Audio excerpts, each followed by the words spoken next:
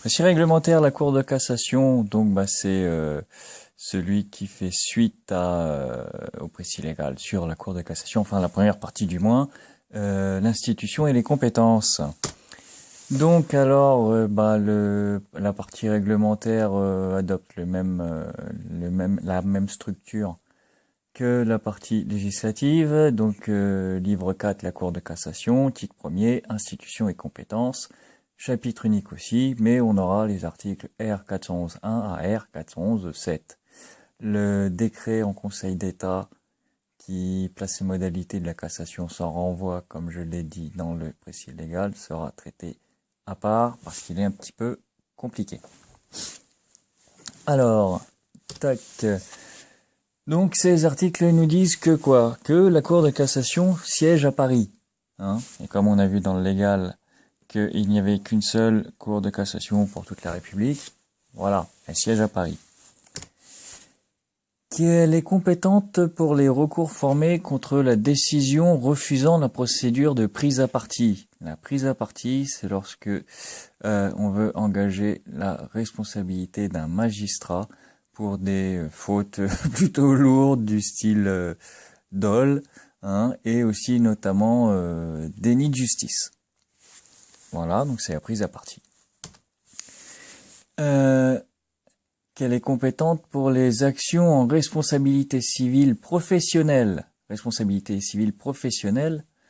contre les avocats au Conseil d'État ou à la Cour de cassation.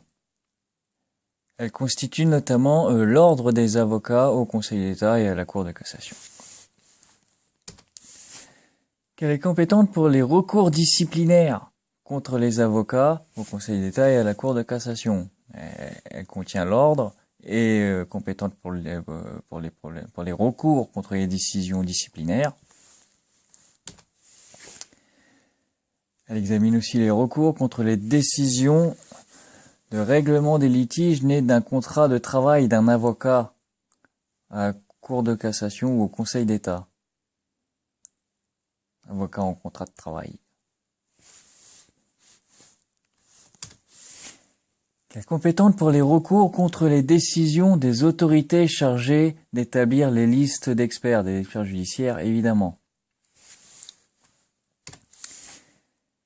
Que le premier président statue dans les contentieux liés à l'aide juridictionnelle. Premier président de la Cour de cassation. Que le bureau de la Cour de cassation, comme dans toute institution, il y a un bureau.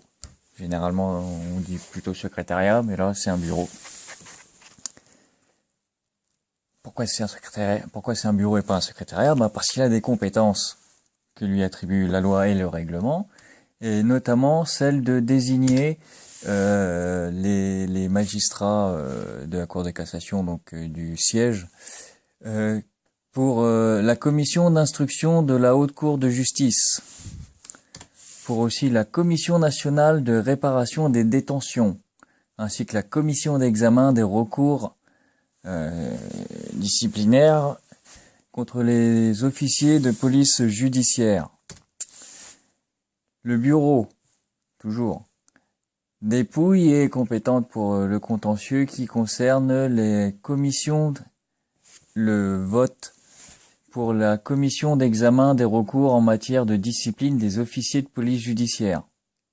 Et le bureau donne un avis sur la nomination des membres du Conseil national des comptes de campagne et des financements politiques et du bureau d'aide juridictionnelle, après le CE, le Conseil d'État et la Cour de cassation. Donc ma foi, voilà. C'est du réglementaire, généralement c'est pas très compliqué, c'est souvent il arrive que ce soit régulièrement très technique avec plein de chiffres et tout, là c'est pas le cas.